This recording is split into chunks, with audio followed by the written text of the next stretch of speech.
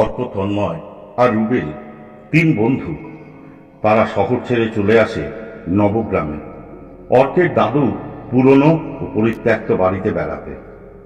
বাড়িটা এমনিতে শান্ত, কিন্তু ভেতরে বাতাসটা ভীষণ ভারী।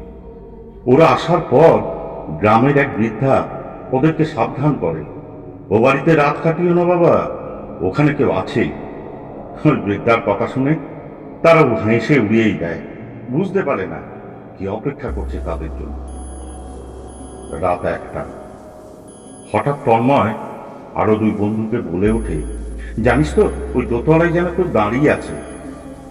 অর্ক আর রুবেল দৌড়ে আসে, কিন্তু তখন কিছুই দেখতে পায় না তারা।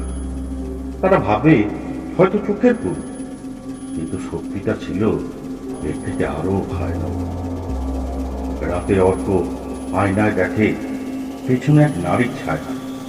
সে ঘুরে তাকায়, কেউ নেই। আবার আবার আবার আয়নায় তাকাতে ছায়াটা হাসছে।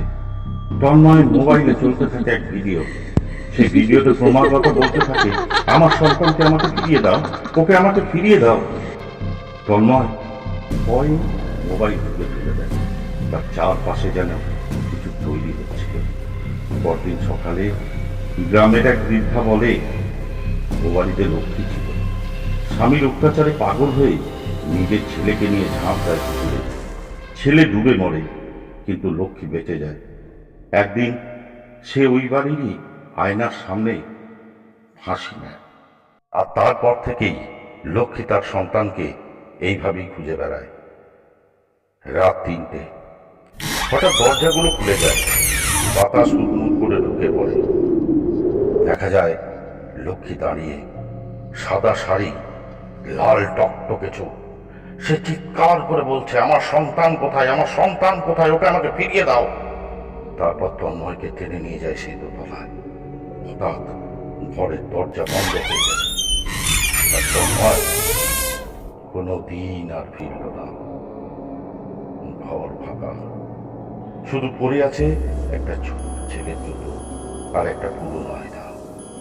আজও যদি সেই আয়নার সামনে কেউ দাঁড়ায়, পেছন থেকে ভেসে আসে এক কান্না, আমার সন্তান, আমার সন্তান, আমাকে ফিরিয়ে দাও। আচ্ছা, তুমি কি সাহস করবে পরবর্তী দিনে ওই বাড়ির ওই আয়নার সামনে দাঁড়াতে? বন্ধুরা, যদি আপনাদের এই ভিডিওটা ভালো লেগে থাকে তাহলে অতি অবশ্যই আমার চ্যানেলটিকে সাবস্ক্রাইব করে দেবেন। আমার চ্যানেলটি নতুন, পরবর্তী দিনে আপনাদের আমি এই ধরনের অনেক ভালো ভালো ভিডিও উপহার দেবো। ভালো থাকবেন, সুখে থাকুন। ধন্যবাদ, শুভরাত্রি।